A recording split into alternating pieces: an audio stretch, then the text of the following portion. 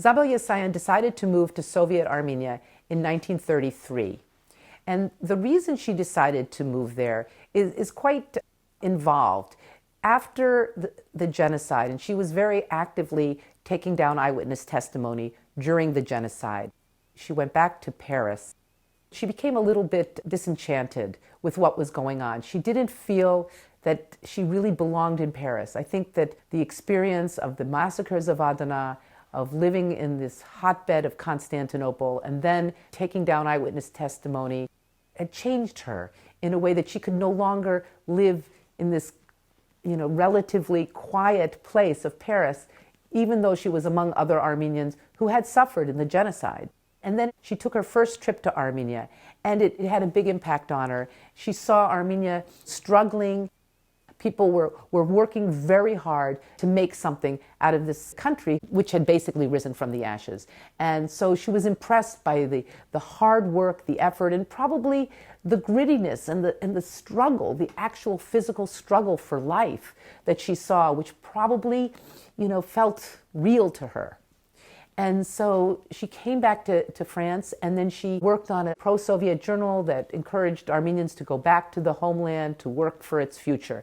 And so she herself, became convinced. She wrote a book about it called Prometheus Unchained, and then she decided that she herself really ought to go to Armenia and to work for its future. And so when she was invited by the government of Armenia to come and teach literature at the Yerevan State University, she accepted. She took her 2 children, who are now grown, and they all went to Armenia together to work towards the future of this new Armenian country. And she said she felt at home there. She said this is like the first place in a long time where she really felt that she belonged and that she could write.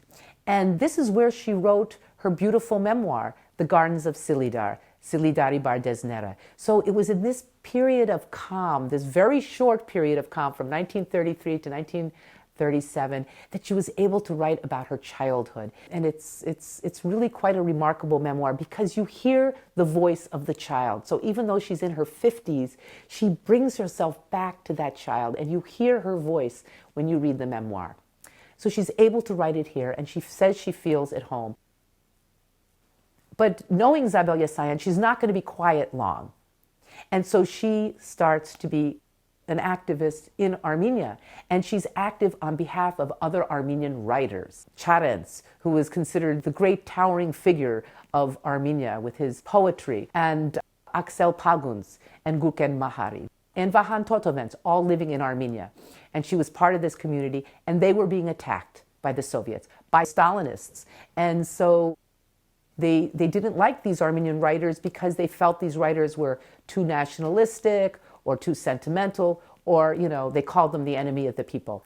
She would speak publicly about how important the writing of Charents was and how this man should be protected. And of course, she got into trouble because of this. And so in 1937, they came to her house, and she knew that they were coming together, and she basically admitted, I'm done for. And they arrested her, and they put her in prison, and she was probably in prison in Yerevan for a while, and then they moved her to Baku. And we know she was in Baku for several years because she wrote letters to her daughter and son. And so those letters exist today at the Yerevan Museum of Literature and Art. And so there were continued to be letters until 1942, so 5 years after she was imprisoned. And then I believe that was the last letter. And there's some people who believe that they tried to transport her at this point to Siberia and that she was murdered on the way. One way or another, we know that she was very badly treated, perhaps at times tortured, and probably killed.